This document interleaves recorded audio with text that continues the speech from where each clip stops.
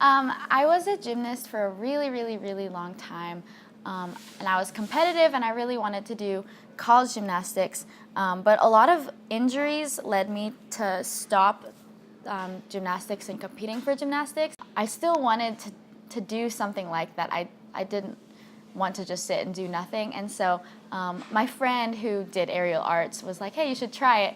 And then I tried it, and it just comes so easy for a gymnast because you already have all of the upper body strength that you need. And it is exactly like learning skills in gymnastics. You're just learning skills on a different apparatus. And I loved it's so much more performance-based than gymnastics, and it's less on perfection and more on like expression. And I really, really loved that. And that's what drew me to aerial arts. And that encompasses like silks, and that's what I did. It's like those long fabrics that come from the ceiling, and you can do a lot of skills on those. And then there's this thing called the lyra, which is a big metal circle that hangs from the sky, and I did that one too, and those are the two. I preferred them for different reasons. Silks I was best at because it was more about stamina and just strength. I liked lyra because of the performance, and you felt more like you were, I don't know, you just felt beautiful on lyra, but on silks, I was just a lot better at that. I never participated in any competitions. They don't happen very much because aerial arts is such it's such a small group of people on Earth that really even do it. There was a competition recently, but one of the trainers, like one of our teachers, was able to compete in it. It was in Canada, and she did really well. But the competition for it just is so few and far between, so that's why I never did competitions for it.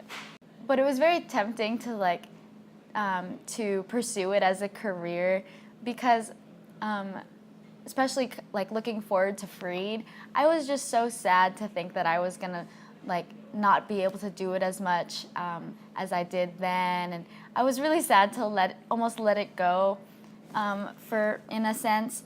So it was tempting to not let it go. I remember Miss Jennifer telling me when I was trying to choreograph one of my first routines, she told me it's a process, and obviously it is a process, but that hit me because in gymnastics, you kind of get your routines handed to you, but with aerial arts, you can piece together a routine just out of your imagination, and you have to listen to the music and highlight what parts of the music you want to accent with the movements that you do, and that was just so new to me that I felt like I was just not going to be able to do it. When she told me that it's a process, it was such a little thing, but I felt almost freedom in that.